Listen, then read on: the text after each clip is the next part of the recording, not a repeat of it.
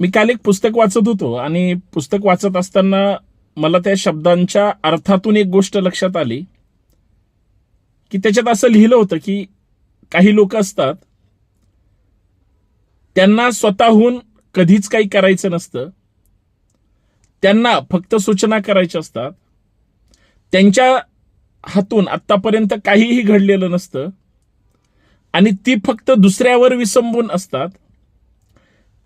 काही अशी माणसं आहेत की जी फक्त दुसऱ्यांच्या चुका काढण्यामध्ये धन्यता मानतात. आणि दुसरी अजून एक महत्वाची गोष्ट की ही माणसं हलक्या कानाची असतात आणि यांनी ज्या वेळेस तोंड उघडलं त्यावेळेस हे फक्त घाणेरडं बोलणं आणि म्हणजे फक्त द्वेष रूपात बोलणं.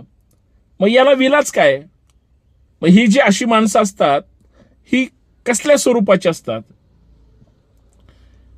तर मी एक थोडा वेळेस बारकाईनं विचार करून स्वतःलाच म्हणलं, आपण एखाद्या झोपलेल्या माणसाला जाग करू शकतो, बरोबर आहे की नाही? परंतु झोपेचं ज्यांनी सोंग घेतलंय त्यांना आपण कधीही जाग करू शकत नाही. आणि ज्यांनी ढोंग करायचं ठरवलंय तो झोपेचंही करू शकतो आणि जाग असल्याचं पण करू शकतो. मुळात त्याचा समाजाला काहीच उपयोग नसतो. म्हणजे आता मी वस्तुस्थितीवर येतो. म्हणजे चांगल्या लेखकांनी, चांगल्या लोकांनी जे काही लिहून ठेवलंय आणि मतीत अर्थ जर घ्यायचा म्हणलं आणि काही लोक जर सुधरतच नसतील, त्यांना मोकळं सोडून चालणार नाही किंवा त्यांना गृहीत धरून पण चालणार नाही. पण त्यांना तुम्हाला स्वतःला समजून घेणं फार गरजेचं आहे. कारण जोपर्यंत त्यांना त्यांची लायकी दाखवत नाही किंवा पात्रता म्हणजे कळत नाही तोपर्यंत ते तुमच्या मार्गाला सुद्धा येत नाहीत. म्हणजे अशा लोकांना थोडं त्या अर्थानं काहीतरी समजून सांगणं गरजेचं आहे. आता ते कसं करायचं?